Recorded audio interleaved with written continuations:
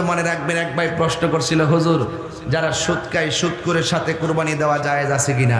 সুদকুরকে বুলডট করে দূরে পাঠাই দিবেন, যারা সুদ খায় না তাদের সঙ্গে অংশীদার নেবেন, হারামখোরকে কাছে রাখবেন না। আমার সমাজের ভিতরে সুদ খায় এমন লোক আছে না নাই? আরো বড় করেন, আছে না নাই? ঋণ থাকলো ঋণ করে গরু কিনা মানুষে দেখাইতে চেষ্টা করে আমি বড় গরু কিনছি কুরবানি দেওয়ার জন্য। এগুলা করবেন না। কুরবানি যাদের উপরে ফরজ ওয়াজিব তারাই কুরবানি দিবে। কথা বলেন ঠিক কিনা? সাহেবে নেসাব হবেন। খবরদার, পৃথিবীর কোনো মানুষকে লৌকিকতার জন্য আমরা কোরবানি দিব না। আমরা একজনকে সন্তুষ্টি করার জন্য কোরবানি দিব। জবান খুলে বলুন তিনি কে? লা ইয়ানালুল্লাহু লুহুমুহা ওয়ালা দিমাউহা ওয়ালাকিন ইয়ানালুহু তাকওয়া মিনকুম। আল্লাহ বলছেন কোরআনে, আমি আল্লাহর কাছে কুরবানির পশুর গোশত পৌঁছে না, আমি আল্লাহর কাছে কুরবানির পশুর গোশত রক্ত পৌঁছে না, আমি আল্লাহর কাছে পৌঁছে মানুষের তাকওয়া।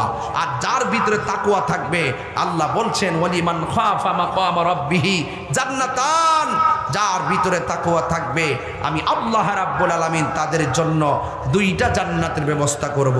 জবান খুলে কোন কয়টা? এই দুইটা জান্নাত আমরা চাই কি চাই না? আরো জবান খুলে কোন চাই কি চাই না? আমার যুবক ভাইরা, আজকে থেকে ওয়াদা করবেন, শুধু আমরা খাবো না, গরিবদেরকেও খাওয়াবো। খাওয়াবেন কিনা বলেন? আমরা তো এতিমকে মূল্যায়ন করতে জানি না। এতিমের মাথায় হাত বুলাইয়া দিলে ওই হাতের নিচে যতটা পশম থাকবে ঠিক সেই পরিমাণ নেকি আল্লাহ পাক আপনার আমল নামায় দান করে দিবেন। আপনি তো মনে মনে ভাবতেছেন মাদ্রাসায় দান করেছি, মনে হয় লস হয়ে গেছে। আসলে লস না। হাসরের মাঠে 7 শ্রেণীর মানুষকে আল্লাহ পাক আরশে আজিমের নিচে ছায়া দিবে। এর মধ্যে এক শ্রেণী হলো যারা আল্লাহর রাস্তায় দান করে। তা দানশীল ব্যক্তি আল্লাহর বন্ধু।